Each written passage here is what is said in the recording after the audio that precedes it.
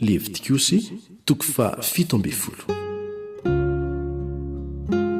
Ny amin'ny hamonona ny biby atao fanatitra sy ny amin'ny mifady raha.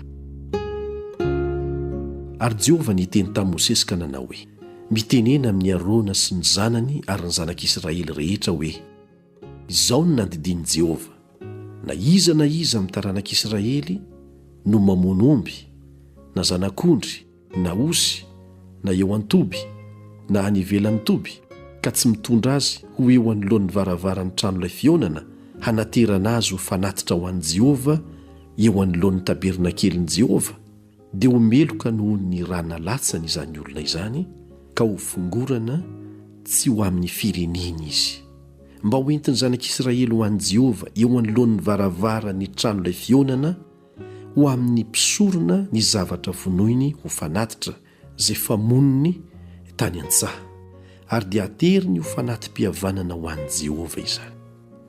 Ary mpisorona hanompo ny raha amin'ny altaran'i Jehovah eo anoloan'ny varavaran'ny tranolay fionana, ka handoro ny saborany ho fofona ho hanitra kasitrahana ho an'i Jehovah. Ary tsy ateriny intsony ny fanatiny ho an'ny Seirima zay nijangajangany, ho lalàna mandrakizay hatramin'ny tarana ny faramandimby izany.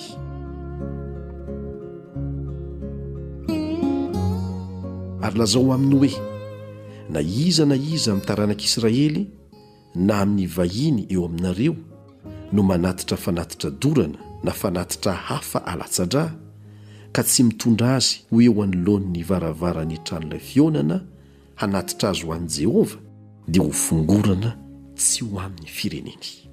Ary na iza amin'ny taranak'Israely na amin'ny vahiny eo aminareo no mihinana raha, ny tavako dia hanandrina ny olona zay mihinan-drà, ka ho fongorana tsy ho amin'ny fireneny izy, fa ny ain'ny nofo dia amin'ny rà.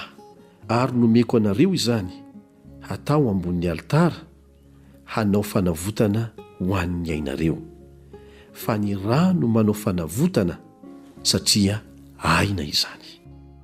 Koa izany no nilazako tamin'ny zanak'Israely hoe: aza misy mihinan-drà na ianareo na ny vahiny eo aminareo.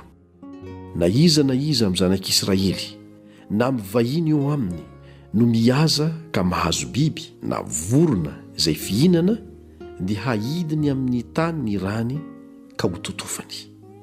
Fa ny amin'ny ain'ny nofo rehetra dia ny rano no ainy. Koa izany no nilazako tamin'ny zanak'Israely hoe: aza mihinana ny ran'ny nofo, fa ny rany no ain'ny nofo rehetra, ka izay rehetra mihinana azy dia haringana. Ary ny olona rehetra, na tompon-tany na vahiny, izay mihinana izay maty ho azy na izay niviraviraim-biby, dia hanasa fitafiana sy handro amin'ny rano, ary aloto mandra-parivan'ny andro izy vao adio.